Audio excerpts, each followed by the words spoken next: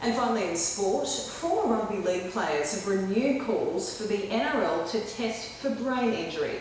It follows the release of a new film highlighting the effects of head trauma. Confronting viewing for some of the toughest players ever to have taken the field. A film about the real long-term impact of head knocks in the NFL. I mean, really scary. And there just needs to be more of a conversation continuously happening. Former State of Origin forward Ian Roberts says scans confirmed he suffered brain damage and he believes the NRL should fund testing. That should be made available, you would think. Sort of opens up your eyes about rugby league in Australia.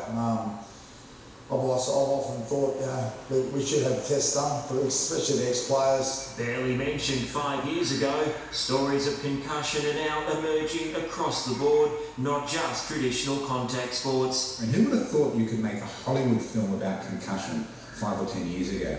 Now it is headlining at the movie theatre. So the issue is out there.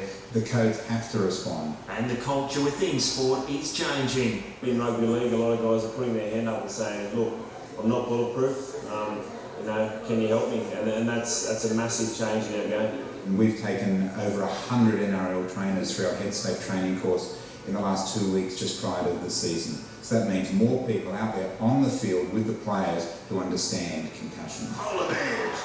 The message, though, remains mixed, according to Roberts. And he broke his cheekbone in the first 30 seconds. That's potentially a lethal head knock. And to keep playing, he's very courageous, but that sends a terrible message out there. Brett Clancy, SBS World News.